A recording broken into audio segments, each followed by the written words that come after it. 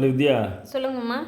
எல்லடை பண்ண இன்னைக்கு சரிங்கம்மா. கிருஷ்ணகிரி வருது, அதுக்கு படைச்ச மாதிரி இருக்கும். எல்லடை பண்ணு. சரிங்கம்மா. தட்டை பாருங்கள் எந்த அளவுக்கு நல்லா வந்திருக்குன்னு. நான் கிருஷ்ண ஜெயந்திக்கு முன்னாடி போஸ்ட் பண்ணணுன்னு நினச்சேன், என்னால் முடியல. இப்போ தான் சீடை எல்லடை ரெண்டும் சேர்த்து தான் செஞ்சேன். அதை போஸ்ட் பண்ணிட்டேன், இதை போஸ்ட் பண்ண முடியல. நல்லா வந்திருக்கு பாருங்கள், நீங்கள் வீட்டில் செஞ்சு பாருங்கள். வணக்கம். நம்ம இப்போ கிருஷ்ண ஜெயந்திக்காக தட்டை எப்படி செய்யலான்னு பார்க்கலாம். அதுக்கு தேவையான பொருட்கள் என்னென்னு பார்ப்போம். அரிசி மாவு நம்ம வீட்டில் சும்மா சாதாரணமாக அரைச்சி வச்சுருக்கோம் இல்லையா, அரிசி மாவு 2 கப்பு. 2 கப்புக்கு அரை கப்பு பொட்டுக்கடலை, 1 டீஸ்பூன் வரமிளகாய் தூள், ஒரு 10 மிளகு, பெருங்காயத்தூள், 1 ஸ்பூன் பயத்தம்பருப்பு, 1 ஸ்பூன் கடலப்பருப்பு. இது 2 ஊற வச்சுக்கணும். இப்போ இது வெண்ணெய் ஒரு 1/4 ஸ்பூனு, சும்மா கொஞ்சமாக கருவேப்பிலை கட் பண்ணி வச்சுருக்கேன். இதுதான் தேவையான பொருட்கள். எண்ணெய் பொரிப்பதற்கு. இனி எப்படி செய்யலான்னு பார்க்கலாம் வாங்க. மாவு போட்டு வறுத்துடலாம்.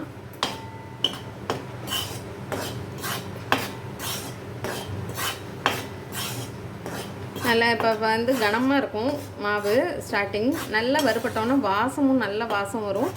2வது லேஸாக இருக்கும். நம்ம கரண்டியில் மாவு தட்டுப்படும் போதே பார்த்திங்கன்னா அப்படியே பட்டு போல் வந்துடும். அதுதான் பதம்.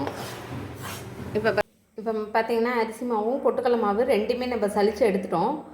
அடுத்து என்ன பண்ணலான்னு பார்க்கலாம் வாங்க.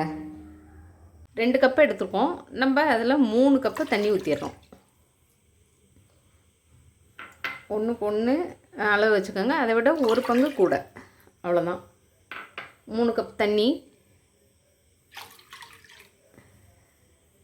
இதை ஊற்றிட்டு அதுக்கு தேவையான அளவு உப்பு, அந்த மாவுக்கு தேவையான அளவு உப்பு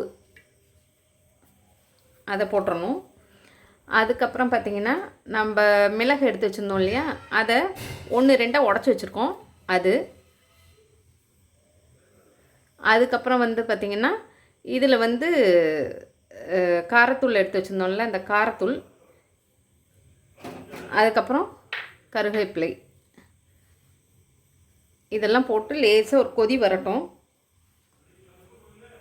இதுலேயே இந்த வெண்ணெய் எடுத்து வச்சுருந்தோம் இல்லையா, அந்த வெண்ணெய்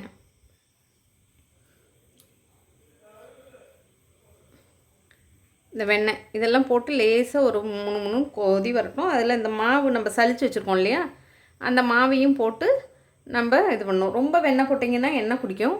அதனால் கொஞ்சமாக வெண்ணெய் போட்டால் போதும், ரொம்ப போடக்கூடாது. இப்போ பாருங்கள், இதில் அப்படியே முனமுனமுனான்னு வருது. நம்ம இப்போ அடுப்பை நம்ம சிம்மில் வச்சுட்டு இப்போ அப்படியே மாவை போட்டுற வேண்டியதுதான்.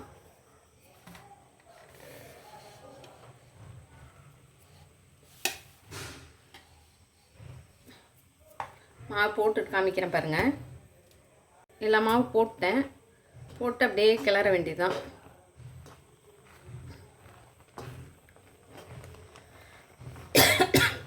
அடுப்பு ஆஃப் பண்ணிடலாம்.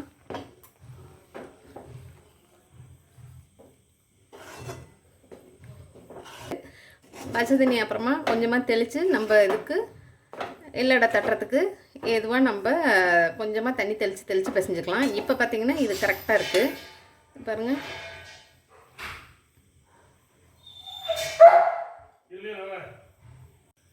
இப்போ பார்த்திங்கன்னா எல்லாம் இந்த அளவுக்கு இருக்குது பாருங்கள். நல்லா இது கொஞ்சம் சூடு ஆறட்டும். ஆறினோன்னா நம்ம நல்லா கையை வச்சு நல்லா நம்ம சப்பாத்தி மாவு பிசைகிற மாதிரி பிசைஞ்சிடலாம். அது வரைக்கும் இது இப்படியே இருக்கட்டும். பிளேட்டு மாற்றுறனாலும் மாற்றிக்கலாம். பிளேட்டை மாற்றிட்டு எடுத்து ஆற வச்சிட்டோன்னா ஆறிடும். ஆறினோன்னே நம்ம அப்படியே தண்ணி தெளித்து நல்லா பிசைஞ்சிக்கலாம். அது தண்ணி தெளிக்கிறதுக்கு முன்னாடி ஃபஸ்ட்டு இந்த மாவு நல்லா பிசைஞ்சு பார்க்கணும். பத்தலைனா தான் தெளிச்சுக்கணும். பார்த்தீங்கன்னா இந்த பெருங்காயத்தூள் மறந்துட்டேன், அதை அப்படியே கொஞ்சம் போட்டுடலாம். போட்டு இப்போ பிசைஞ்சிடலாம். அதை இதில் இப்போ இந்த பிளேட்டில் மாற்றிட்டு இப்போ இந்த எடுத்து வச்சுருந்தோம், ஊற வச்சு வச்சுருந்தோம் இல்லையா, கடலப்பருப்பும் பயத்தம்பருப்பும், அதை இதில் போட்டுடலாம்.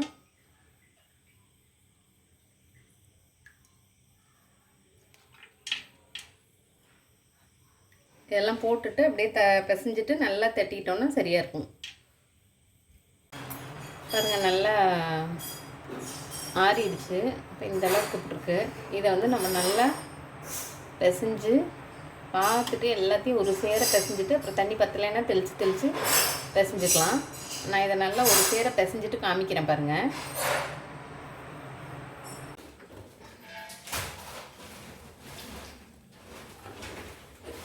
நான் நல்லா பிசைஞ்சிட்டு உங்களுக்கு காமிக்கிறேன் பாருங்கள். தண்ணி தெளித்து பிசையணும். பார்த்திங்கன்னா மாவு வந்து தட்டைக்கு வந்து இந்தளவு பிசைஞ்சிட்டோம் பாருங்கள். சப்பாத்தி மாவு பதத்தில் ரொம்ப தண்ணியாக இருந்துச்சுன்னா எண்ணெய் பிடிக்கும், ரொம்ப கெட்டியாக இருந்தாலும் கடக்கு முடக்குன்னு இருக்கும். பாருங்கள் இந்தளவுக்கு நான் தட்டும் போது காமிக்கிறேன் பாருங்கள். ஈஸியாக தட்ட வரும். அப்படி எண்ணெயை தொட்டு தட்டிட்டோன்னா ஈஸியாக வந்துடும். அதை நம்ம போட்டு எடுத்துகிட்டு 1 2 பார்த்துட்டு சாப்பிட்டுட்டு எப்படி இருக்குன்னு பார்த்துட்டு நீங்கள் அதுக்கு தகுந்த மாதிரி தண்ணி மட்டும் மாவு மட்டும் கொஞ்சம் கெட்டியாகவே பிசைஞ்சு வச்சுக்கோங்க. பத்தலைன்னா தெளிச்சுக்கலாம். தண்ணி ஆயிடுச்சுன்னா நம்ம ஒன்றுமே பண்ண முடியாது. நான் போட்டுட்டு காமிக்கிறேன் பாருங்கள். பார்த்திங்கன்னா இந்தளவுக்கு மாவு இந்தளவுக்கு பாருங்கள் சாஃப்டாக இருக்குது. இதில் ஒரு இது போட மறந்துட்டேன். இப்போ மாமா வந்து சொன்னாங்க கொஞ்சம் எள்ளு போடல மறந்துட்டேன். எப்பவுமே கொஞ்சோண்டு எள்ளு போடுவேன். 1 ஸ்பூன் எள்ளு போட்டு பிசைஞ்சிருக்கேன். இந்த பாருங்கள் இந்த பதம் சப்பாத்தி மாவு பதம். இதை வந்து நம்ம ஒரு பிளாஸ்டிக் ஷீட் வச்சு அப்படியே ஒரு டவரா வச்சு தட்டிடலாம். இல்லைன்னா இந்த சப்பாத்தி போடுற இந்த அமுக்கிற இது இருக்கும் இல்லையா, அதை வச்சும் போடலாம். நான் வந்து இந்த டவரா வச்சு போட்டுருவேன். நான் அதே மாதிரி போட்டுட்டு உங்களுக்கு காமிக்கிறேன் பாருங்கள்.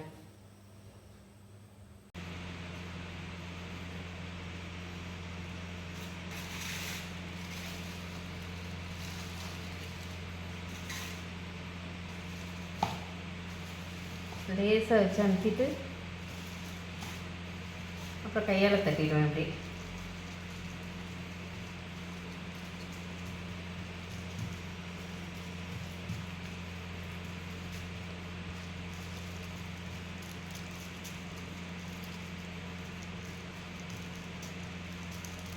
அதான் இப்படி தான் தட்டி எடுத்து வச்சுருவேன். பார்த்திங்கன்னா இந்த மாதிரி நான் தட்டி வச்சுட்டேன். இது வந்து ப்ரெஸ்ஸிங் மிஷினில் ப்ரெஸ் பண்ணோன்னா இந்த கடலப்பருப்பெல்லாம் உடஞ்சிரும். அதனால் இப்போ நம்ம எண்ணெய் கொஞ்சமாக சின்னதாக போட்டு பார்ப்போம். இது பாருங்கள் உடனே மேலே வந்துருச்சு பாருங்கள். இந்த மாதிரி வர்றது இந்த தான் பதம். போட்ட உடனே மேலே வந்துடணும். இப்போ நம்ம தட்டி வச்சுருக்கோம் இல்லையா, அதை எடுத்து போட்டுடலாம்.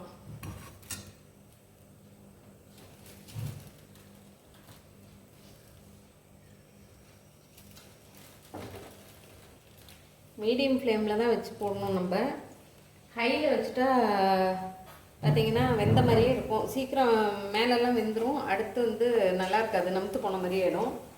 இது ஒரே ஃப்ளேமில் வச்சு மீடியம் ஃப்ளேமில் வச்சே தான் நம்ம வேகணும். ஒன்று ஒன்றா போடலாம். அது மேலே வந்தோன்னா அடுத்தது போடுவோம்.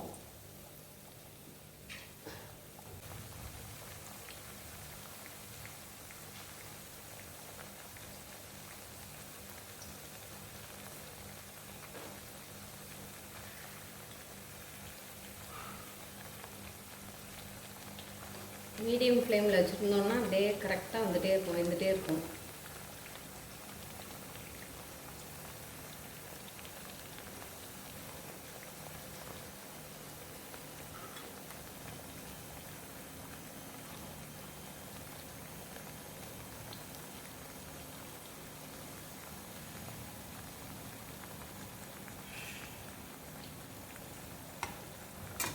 இது வெந்து முடிச்சோன்னு காமிக்கிறேன் பாருங்கள். இன்னும் கொஞ்சம் வேகணும்.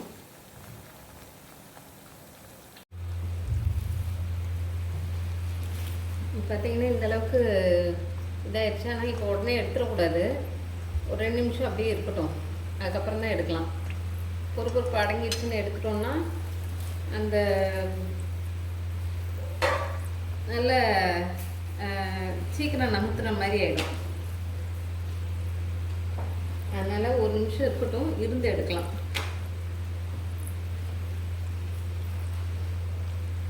நம்ம எடுத்துடலாமா பாருங்க.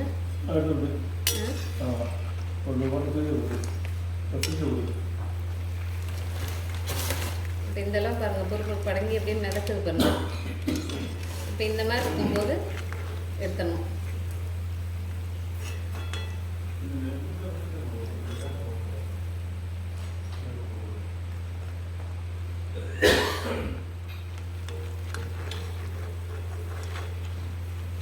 இதே மீடியம் ஃப்ளேமில் தான் வச்சு செய்யணும். ஹை ஸ்லோ மாற்றி மாற்றி பண்ணக்கூடாது, பண்ணிங்கன்னா நல்லா வராது.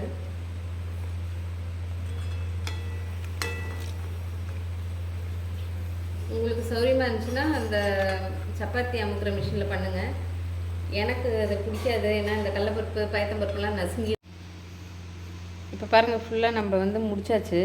இல்லைடா தட்டை முடிச்சிட்டோம். இதுக்கப்புறம் பார்த்திங்கன்னா இது பாருங்கள் இந்த அளவுக்கு கிறிஸ்பியாக இருக்குதுன்னு பாருங்கள். இந்த அளவுக்கு அப்படியே லேசாக இது பண்ணாலே அப்படியே நொறுங்கிடும். இந்த அளவுக்கு சாஃப்டாக இருக்குது. நீங்கள் வீட்டில் செஞ்சு பாருங்கள், செஞ்சு பார்த்துட்டு சொல்லுங்கள். இப்போ பார்த்திங்கன்னா இந்த 2 கப்பு மாவுக்கு எனக்கு 65 எல்லடை கிடச்சிருக்கு, தட்டை கிடச்சிருக்கு. நாங்கள் எல்லடைன்னு சொல்லுவோம், அதனால் எனக்கு எல்லடைன்னு வருது. இந்த தட்டை கிடச்சிருக்கு. நீங்களும் வீட்டில் செஞ்சு பாருங்கள். இந்த ஒரு கப் வந்து 200 கிராம்ஸு, நான் 400 போட்டிருந்தேன். நீங்கள் இது மாதிரி வீட்டில் செஞ்சு பாருங்கள். செஞ்சு பார்த்துட்டு கமெண்ட் பண்ணுங்கள். உங்களுக்கெல்லாம் பிடிச்சிருக்குன்னு நினைக்கிறேன். சப்ஸ்கிரைப் பண்ண எல்லாருக்கும் நன்றி, லைக் பண்ண எல்லாருக்கும் நன்றி. சப்ஸ்கிரைப் பண்ணாதவங்க சப்ஸ்கிரைப் பண்ணுங்கள். தேங்க்யூ.